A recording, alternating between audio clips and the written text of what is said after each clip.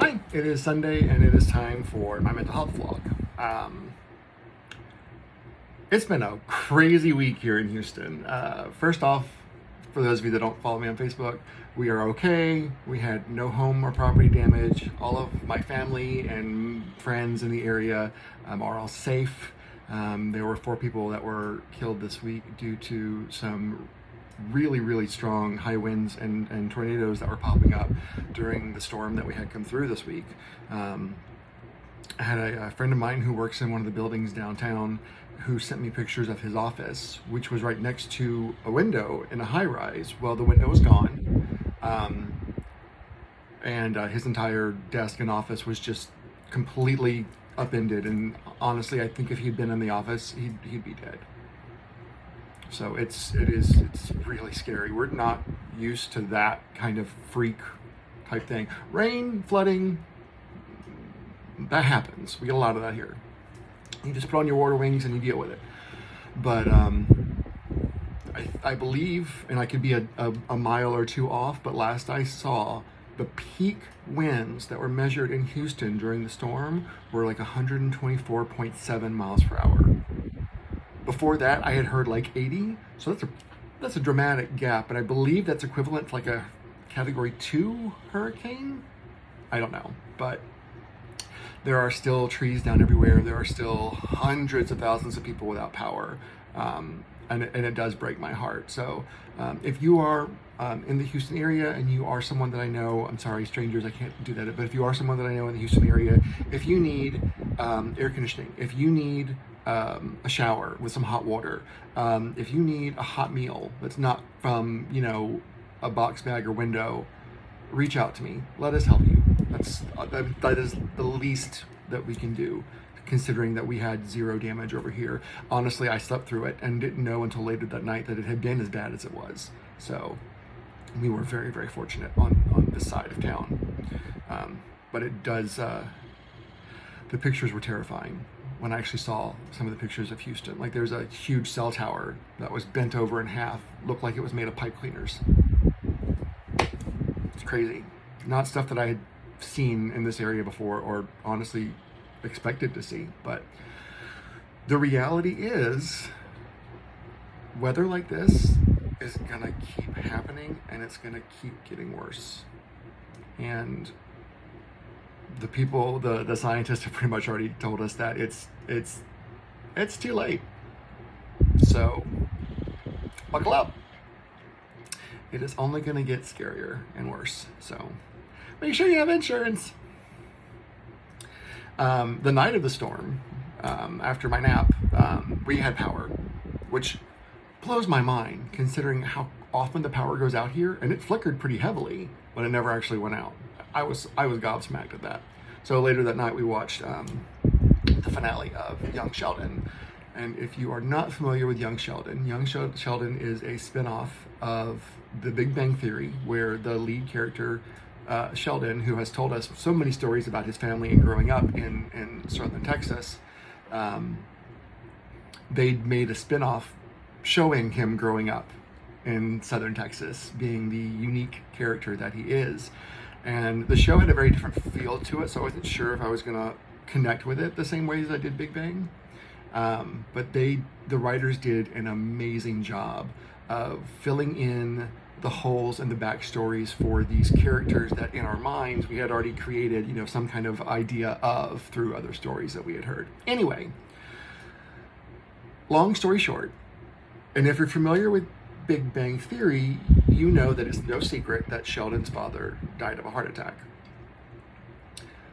We spent a lot of the last couple of seasons wondering when that was going to happen, and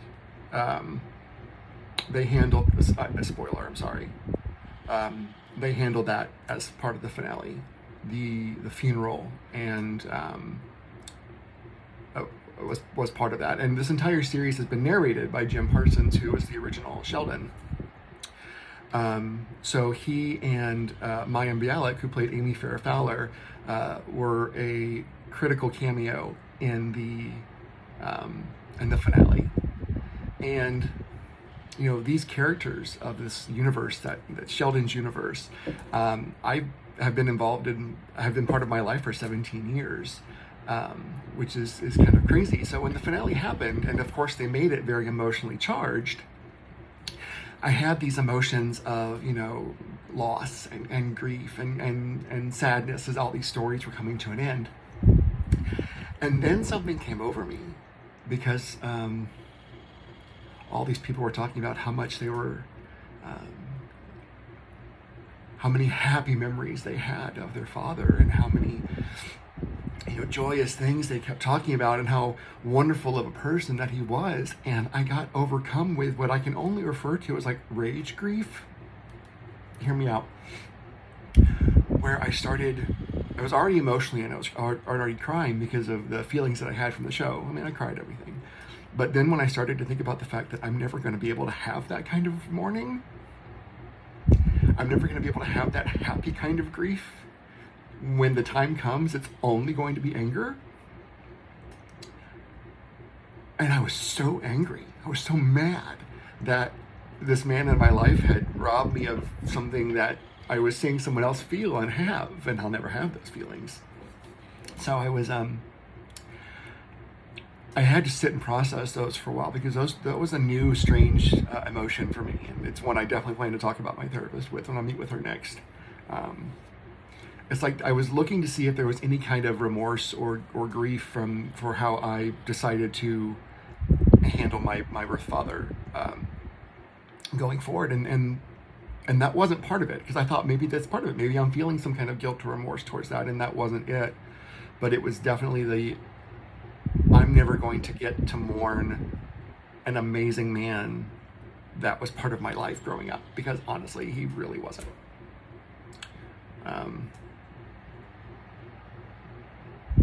So yeah, that made me angry. And it was, like I said, the only thing I can think of to describe it was rage grief. And it was so strong that I was shaking, which I haven't had happen for a while. And of course, my fiance is sitting in the couch next to me, and he is grieving and mourning for an entirely different reason, because he is very close with his father. And he was kind of like pre-grieving, he said. So, very well written series, very well written finale. The cast is amazing. If you are going to go watch it, here's a fun little Easter egg. Laurie Metcalf played Sheldon's mother in the Big Bang series. Laurie Metcalf's actual daughter is playing Mrs. Cooper in Young Sheldon.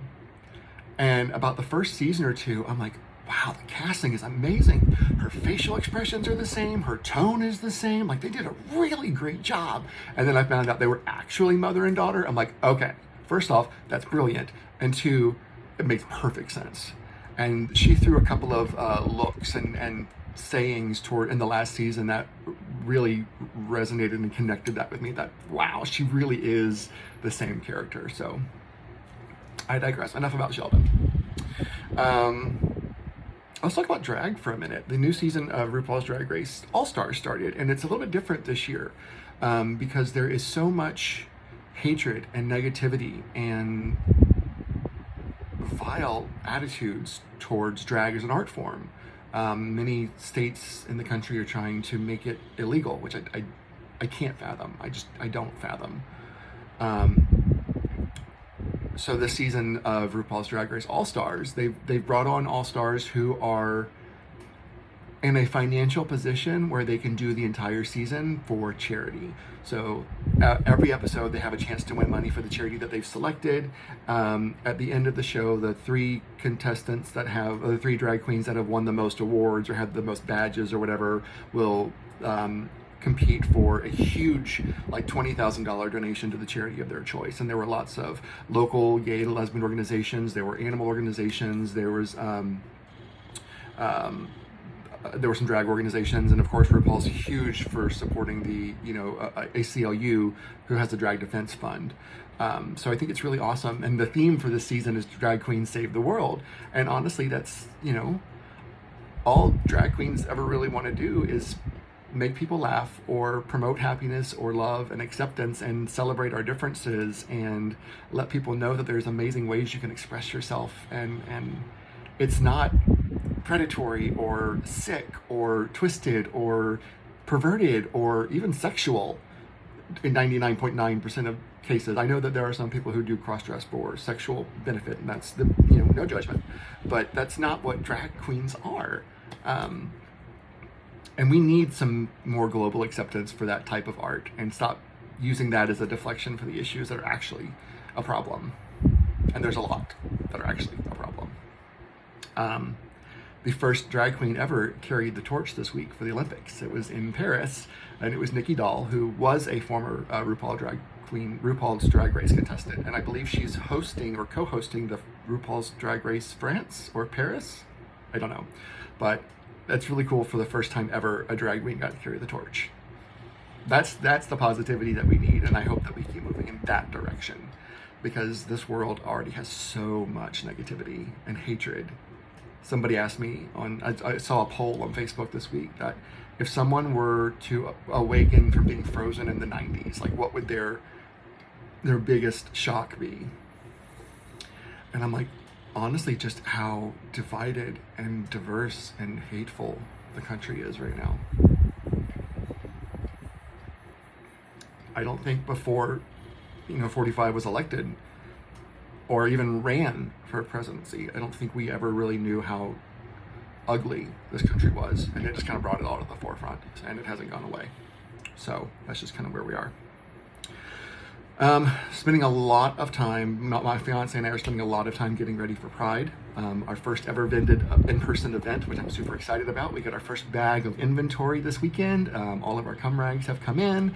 We got exactly the ones that we ordered. They look great. They printed so well.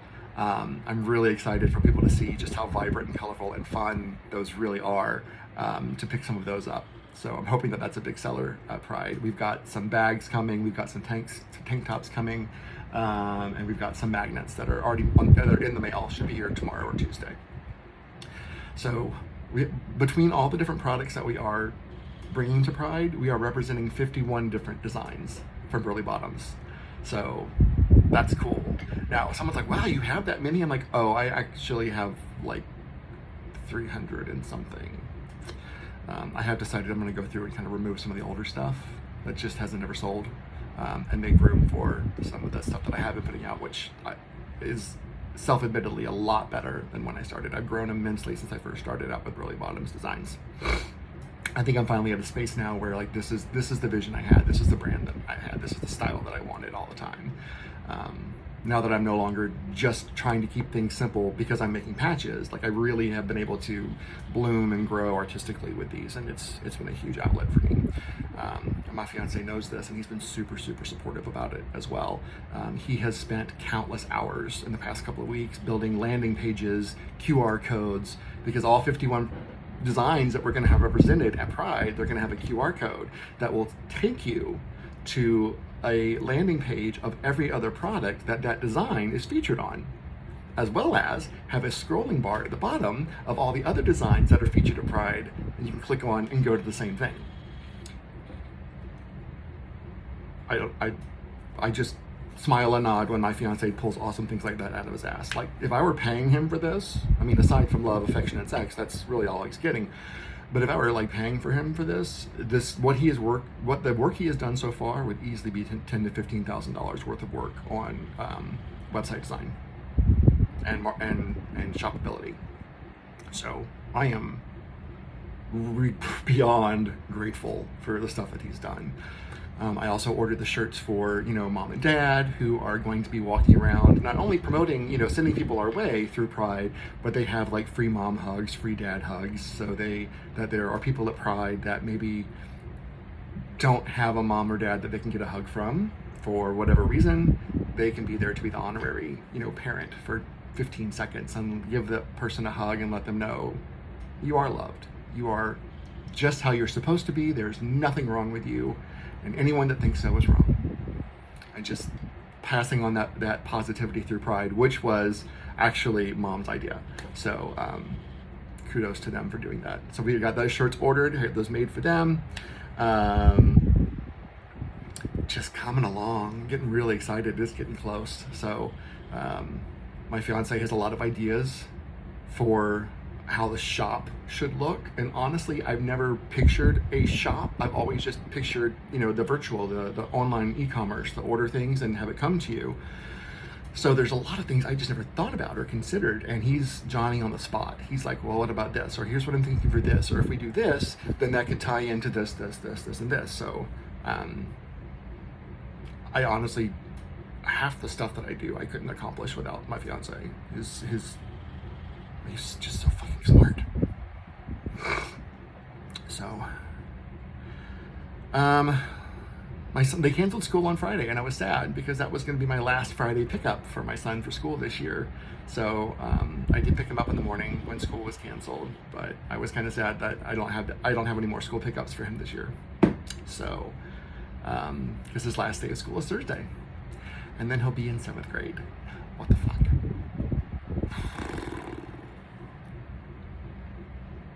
And dealing a lot with him turning into a little preteen has been challenging. His father is seriously researching military schools. I can't afford military school. We looked into that. I'm like, that's not even a practical concept at this point.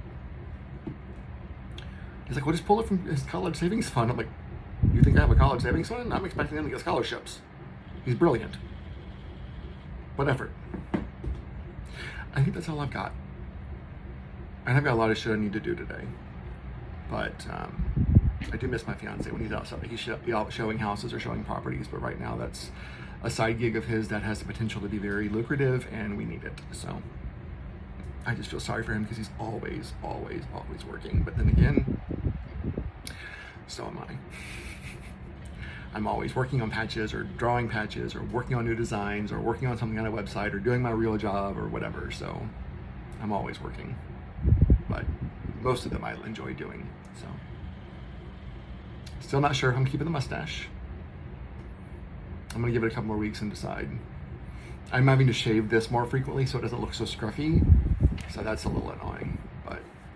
And I haven't used a straight razor on my face in a really long time. I had to borrow one. I don't even have any more. Okay, check on your friends, especially in the Houston area. If you've got a friend that you haven't heard to in a couple of days and maybe they haven't posted on Facebook, check out with them, check on them, see if they're okay, see if they need a shower or a hot meal or a roof. I mean, when we went through Hurricane Harvey, the one thing that I was super impressed by was the brotherhood and unity that Houston reflected, even during a time of political unrest. Everyone just kind of came together, and it was absolutely, I hate to use the term Houston strong because it's so cliche here, but it was absolutely Houston strong. So we need to make sure we're doing that here as well. So if you know of someone that needs help, make sure you're offering your help. And if they say yes, they need your help, then listen to what they really do need. Don't just assume you know what they need. Don't bring someone a casserole if they have no way to heat it up. Lord, casseroles. Check on your loved ones. Again, especially in the Houston area. I talked to my sister this week. I talked to my mom this week. Letting them know that we were safe and the storms were crazy. Because everyone's always checking on us, even if we weren't in the direct area of it. But we are okay. I hope y'all are all okay. And check on yourself. If you are dealing with loss of power or loss of property or anything more severe, it sounds really, really hard to think about taking any time for yourself during a cleanup or a rebuild or a grieving process or whatever. And that is something that is still really important. Because, and I say this all the time, if you aren't any good to yourself, you won't be any good to anyone else. So keep that in the forefront of your mind when you are getting stressed or stretched or worn out, that what have you done to make time for you? And it's going to look different for every person. It could be as simple as taking 15 minutes to sit on your couch, close your eyes, and meditate. And just drown out the world. Simple as that. So, you are worth your time. Because if you don't think you're worth your time, no one else is. Love you guys. I hope y'all are all doing great. I hope that you are all picking up the pieces if you had some kind of destructive force come through this week, however that looked to you. And be strong, and I will check in with you guys next week. Next week is June. What the actual fuck? All right, bye guys.